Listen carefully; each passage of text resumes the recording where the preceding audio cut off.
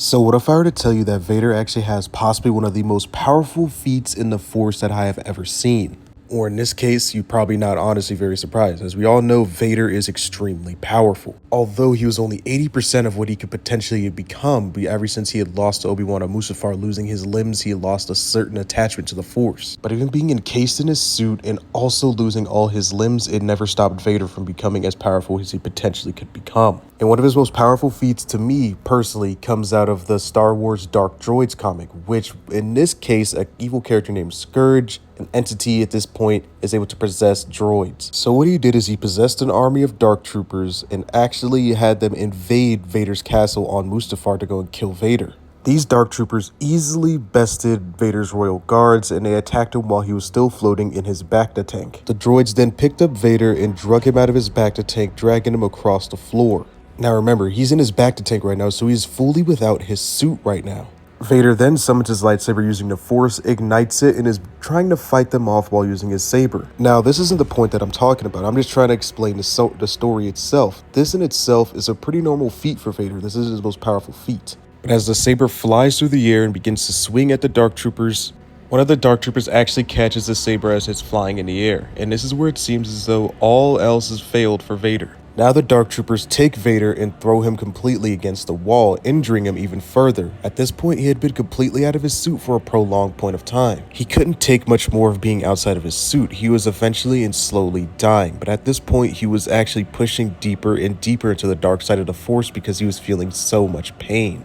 As Vader felt the end coming on as he was sitting there not being able to breathe, he finally taps deeper and deeper into the dark side of the Force. And this is when he does something that no one can actually explain, something that I didn't even honestly think was possible in Star Wars, or at least possible for Vader himself. Even myself, I underestimated Vader in this feat that he actually is about to pull off. Calling out to the Force itself and reaching deeper and deeper to the dark side of the Force itself, Vader finally reaches his point, finally hits this point that he had been waiting for. Using the Force itself, Vader actually creates astral limbs. We had seen this in comics before, but it was mainly when he was meditating and dreaming. We didn't actually know that he could do this in real life in canon in itself, and he uses the Force to absolutely crush every single last droid in his castle.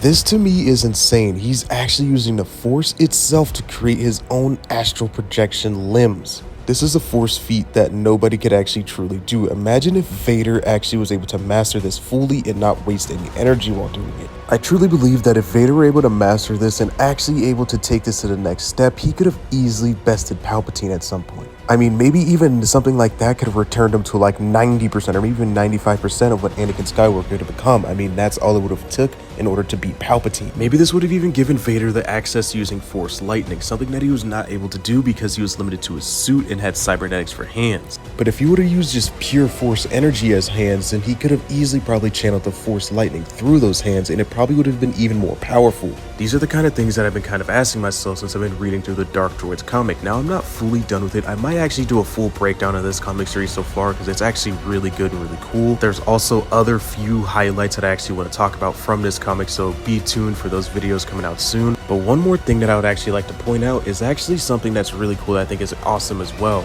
Now I know what you're saying, this is just a normal Star Destroyer, but actually it's what happens on a Star Destroyer. So during this comic, Scourge actually hijacks this Star Destroyer and they completely make it their own. What I mean by that is I'll show you here in this next panel. So the Star Destroyer goes from looking like this, you know, your regular run-of-the-mill Star Destroyer, to absolutely looking like this. I mean, this is... I mean, guys, this is really freaking cool. I mean, this is awesome. He completely transformed the ship to his own looking unique design. And I personally feel like this is just really cool. It's so cool to the fact, to me personally, I would love to see like a freaking model of this. I would love to have like a statue of this. I'll pay whatever money it costs.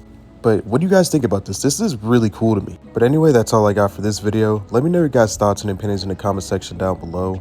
I mean, do you guys agree with me that this feat by Vader is absolutely one of the most insane and cool feats that he has ever done? I actually have a video coming out tomorrow that I'm actually planning on just making on this one comic and this one panel alone, essentially. This is really cool to me. And I know, I probably sound like an absolute glazer right now, but as you guys know, as some of you guys know, Darth Vader, Qui-Gon Jinn, Luke Skywalker are some of my top 3 favorite Star Wars characters. But anyway, may the Force be with you, and as always, have a great rest of your day.